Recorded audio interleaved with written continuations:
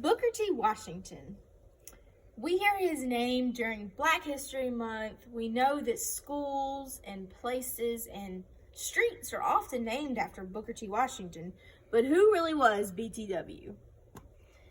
Booker T. Washington was one of the most influential people in education because he opened the door to intelligence and closed the door for ignorance for the people of color. The main difference in BTW's leadership than any other influencer figure in education was the time period in which he influenced. History.com published a page about BTW in 2019, and it stated that BTW was born into slavery in 1856, and he worked on a plantation with his mom as a slave till he was about 9 years old. The end of the Civil War brought in the 1863 Emancipation Proclamation, which now stated that all free slaves were now free. Yes, Booker T. Washington and his family were free, but like most Black Americans, confusion struck about, and they were confused as to what they should do with their freedom. Derek Green from Prager University explains in Article 21, in Project 21, titled Project 21, that slaves were now free, but they weren't sure exactly on free to do what. The majority of free slaves had never really been familiar with education. But what made BTW so important in the field of education was the fact that he helped many African Americans establish and find who they were and their capacity through the use of education. We all know names like Martin Luther King, William Defoe, Frederick Douglass, and these were all very influential people on the field of education. But compared to the time period, BTW was extraordinary in defeating the odds compared to these people. Things like lynching, anti-Black groups like the KKK, and death threats, these things were happening all around him as he started to progress in his field.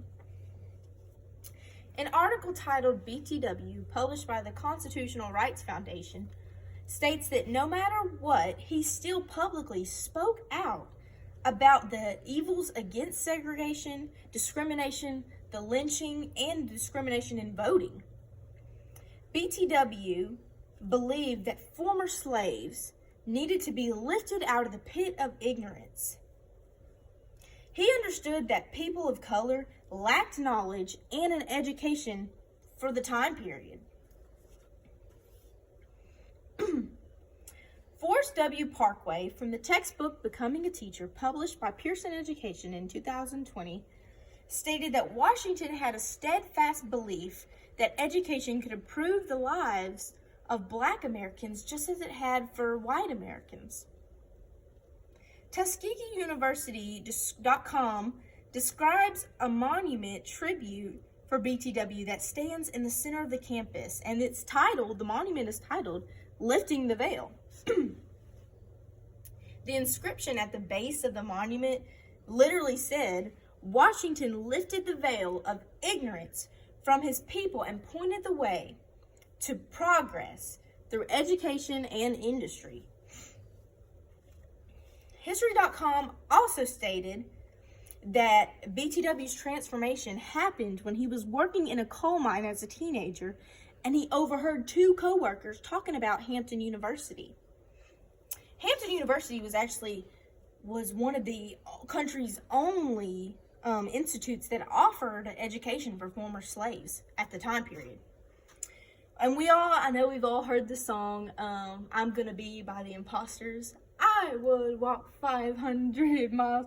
Well, Booker T. Washington literally did this just to attend that school. He pretty much walked 500 miles, traveled 500 miles, most of it on foot, just so he could attend this school. At this school, he later got an education and graduated 4 years later. He even returned to Hampton University to teach as the first Black professor at this institute. Derek Green from Prager University states again that BTW was later offered a new position at a whole new school as principal. When he arrived at this new school, all he found was just a few shack buildings and 30 eager African Americans willing to be taught by Booker T. Washington. These students and BTW desperately wanted an education so bad that they literally rebuilt the school altogether. They, brick by brick, they built this school. And this is now what is called Tuskegee University today, and this is the school that he founded.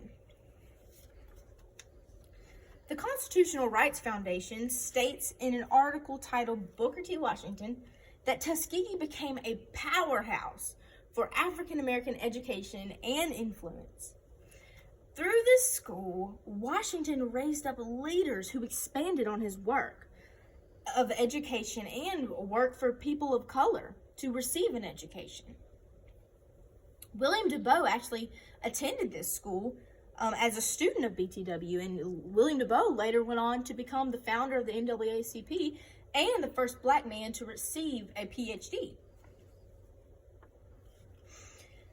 In a contribution to BTW, Tuskegee University has a page just for him on their website, and in it, it states, his impact on his students through his institute became so widely known that Washington became the first black person to dine at the White House.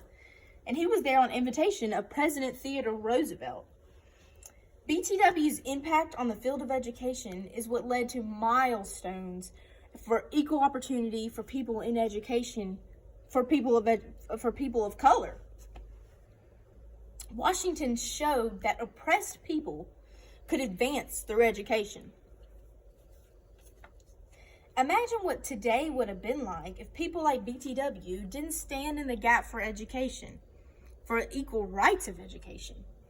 In BTW's own personal autobiography, it's titled Up From Slavery, he states, I began everything with the idea that I could succeed, and I had never much patience for the multitudes of people who were already ready to explain why they couldn't succeed.